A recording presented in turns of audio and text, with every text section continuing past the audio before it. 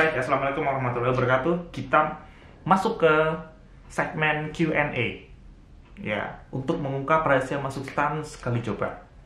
Bersama saya Pinur Pandita. Ya, Q&A-nya beberapa tanya saya di Instagram dan tanya di YouTube.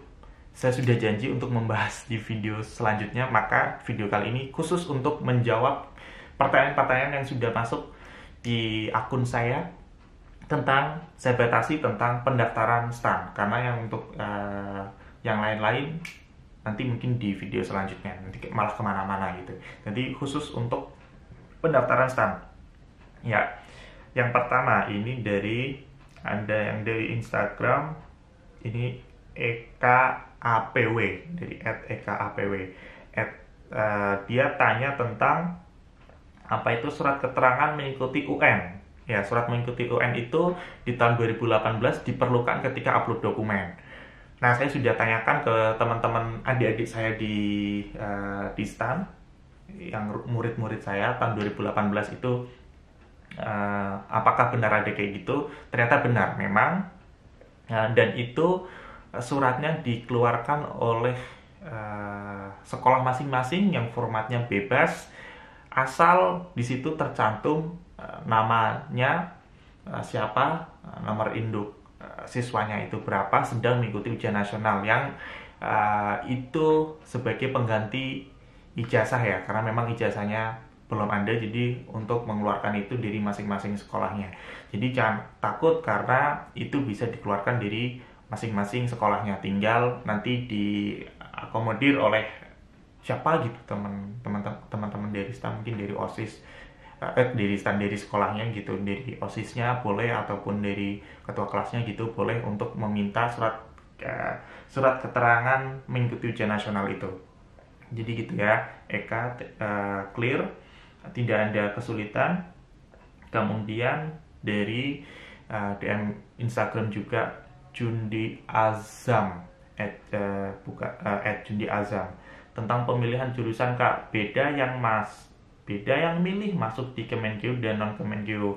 Terus juga kan ada tambahan tes psikotes ya, bagi yang lolos sampai tahap itu ya, semoga saya lolos juga, amin. Itu tes psikotestan seperti tes kedinasan yang lain tidak, atau yang lain bisa dijelaskan lagi? Soalnya saya pernah ikut tes psikotes gitu, dan dia alhamdulillah lolos ya, alhamdulillah lolos. Dari Jundi Azam, yang pertama tentang pemilihan jurusan. Pemilihan jurusan itu silakan teman-teman sukanya apa ya. Kalau saya mending teman-teman sukanya apa, karena gimana? Karena persaingan di STAN bukan hanya pendaftar, tapi ketika di dalam itu teman-teman akan sangat bersaing dengan alien-alien ya. Kalau teman-teman santai, saya pastikan di STAN itu akan secara otomatis teman-teman naik standar belajarnya. Intinya dari SMA biasa-biasa aja, karena temannya mungkin biasa-biasa aja, nggak terlalu ambisius dan sebagainya. Ketika masuk STAN, teman-teman mau biasa aja, merasa insecure, karena teman-teman yang lain pada belajar semua, mereka belajarnya mati-matian, 6 jam sehari, teman-teman mau tidur pasti nggak nyaman gitu. Walaupun mungkin kadang teman-teman, aku tidur aja yakin sih lulus STAN, tapi ketika lihat teman-teman, aku nggak yakin kayaknya bisa lulus sampai wisuda gitu ya. Tadi sukanya apa? Kalau sukanya hafalan, lebih ke hafalan, mending pilih jurusan pajak atau yang lain ya, atau yang lain itu yang selain akuntansi ya. Kalau untuk yang khusus suka hitung-hitungan, pilih akuntansi atau penilai, PBB ya, karena itu nanti basicnya lebih ke matematik banget. PBB itu sampai ngukur juga, jadi dikasih alat itu kayak teropong gitu kan, teropong ngukur bangunan gitu.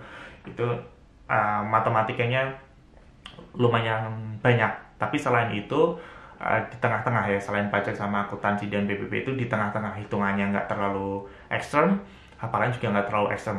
Tapi silakan teman-teman pilih itu. Jadi jurusannya lebih ke apa yang teman-teman suka saja ya. Kemudian apa lagi ya?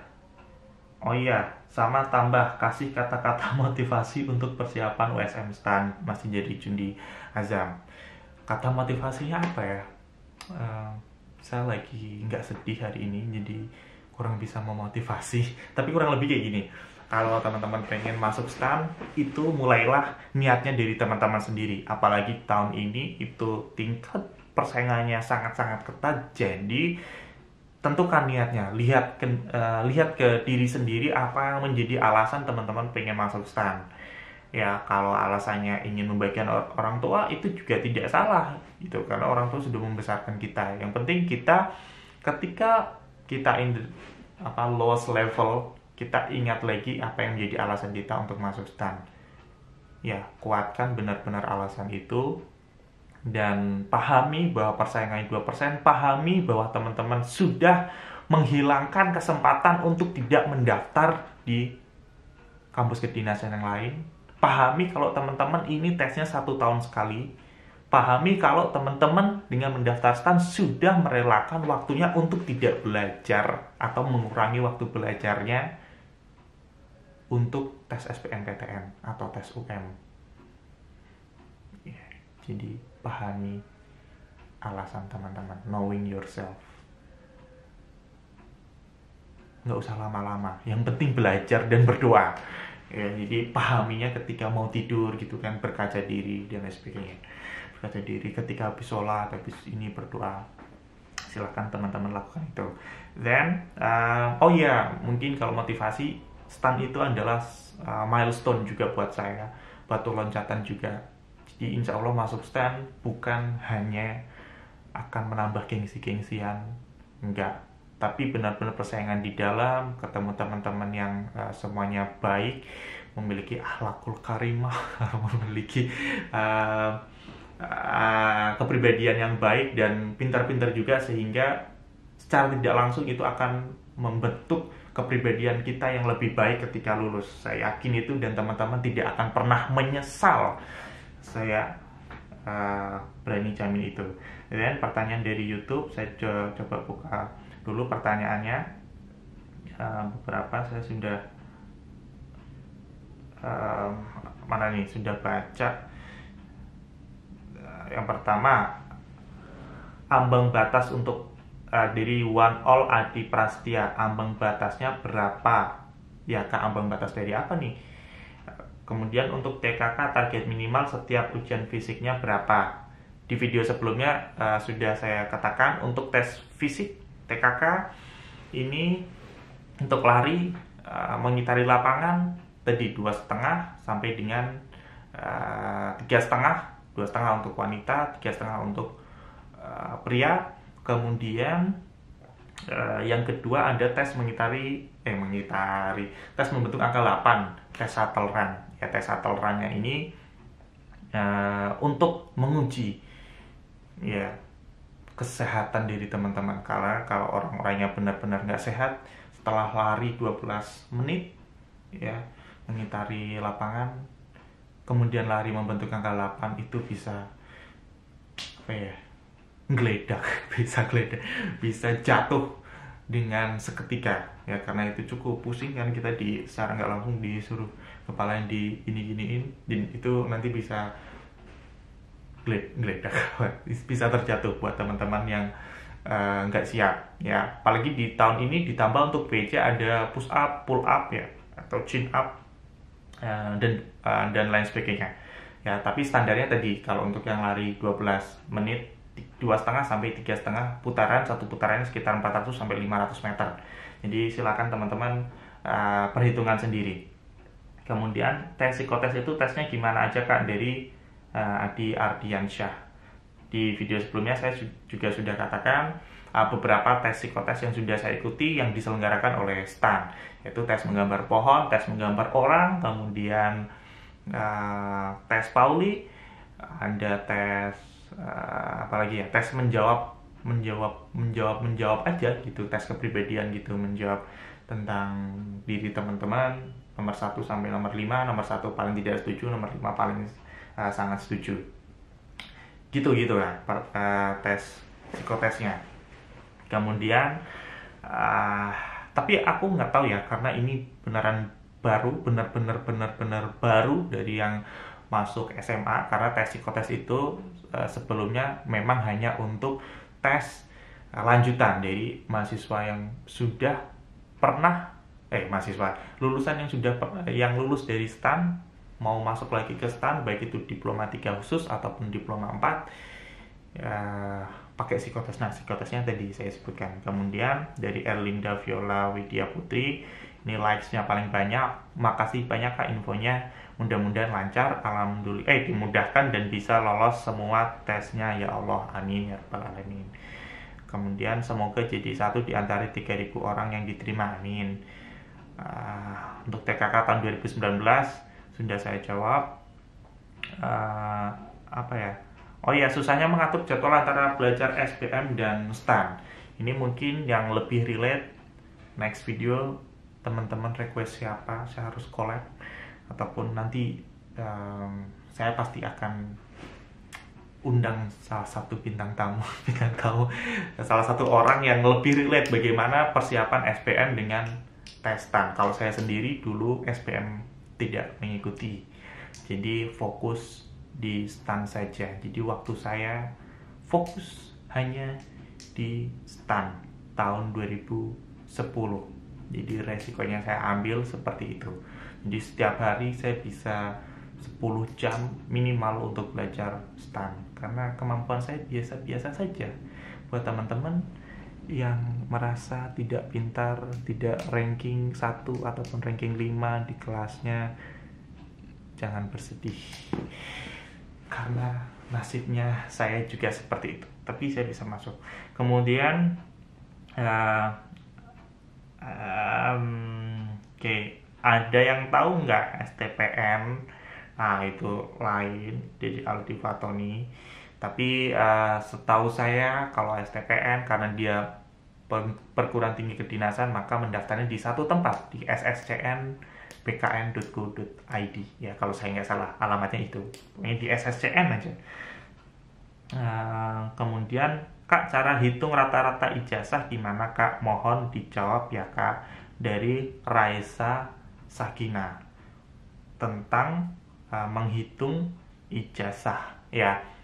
Raisa Sakina, kalau menghitung ijazah saya tekankan dulu, berarti kamu lulusan tahun 2018 atau 2017 yang masih memenuhi kriteria umur, yaitu maksimal berapa? 20 tahun ya untuk STAN. Untuk mendaftar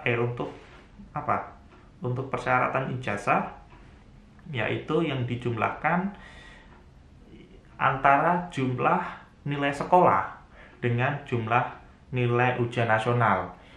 Dan saya pikir kamu tidak perlu takut, karena minimal 7 itu sangat rendah sekali. Karena sekali lagi ada nilai ujian sekolah yang dipertimbangkan ya. Jadi misal nilai mata pelajaran yang non ujian nasional, misal ada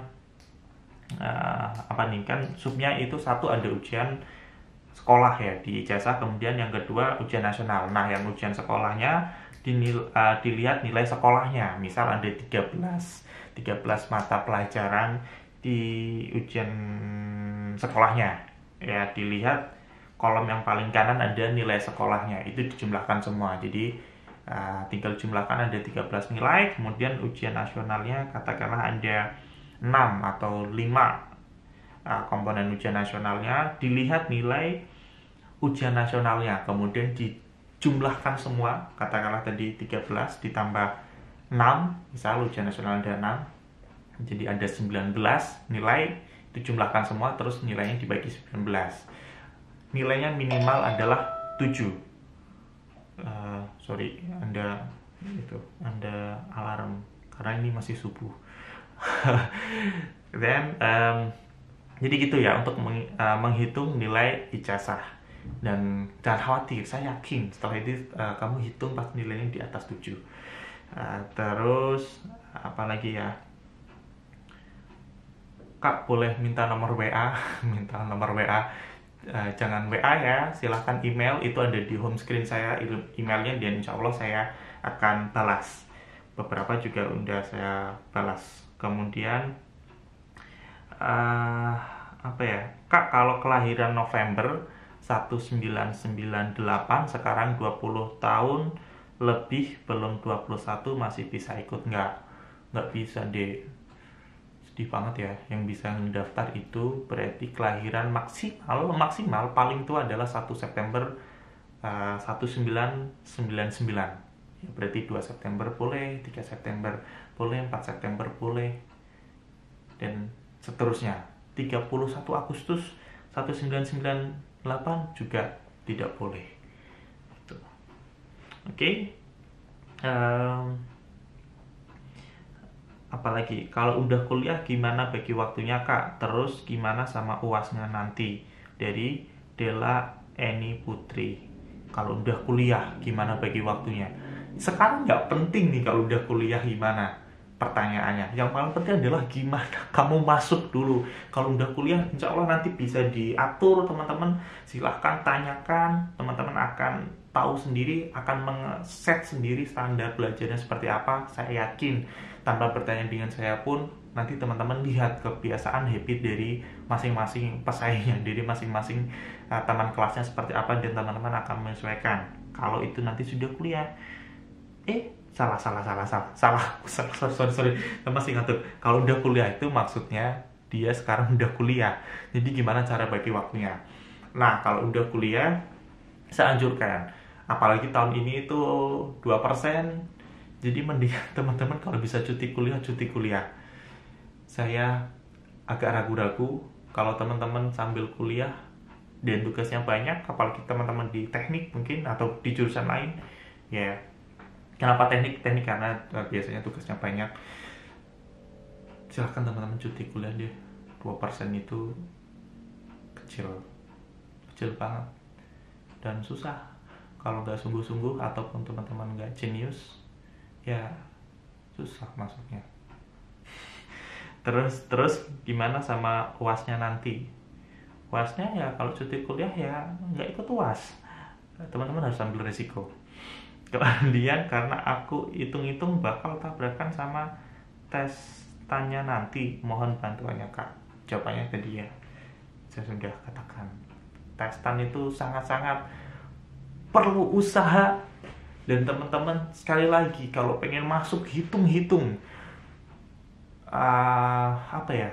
hitung-hitung sebenarnya opportunity cost-nya adalah cost yang hilang ketika teman-teman mendaftar STAN. Teman-teman satu sudah mengeluarkan waktunya untuk STAN, jadi tidak bisa belajar SBMPTN satu ya, opportunity cost-nya. Kemudian yang tadi kalau sudah kuliah, berarti kalau saya bilang teman-teman harus cuti kuliah, teman-teman merelakan satu semesternya untuk belajar STAN. Kemudian yang ketiga pasti tidak bertemu teman-temannya yang habis ujian nasional, kepingin waduh aku pengen jalan nih, udah pusing dan lain sebagainya. Teman-teman tidak bisa melakukan itu. Kemudian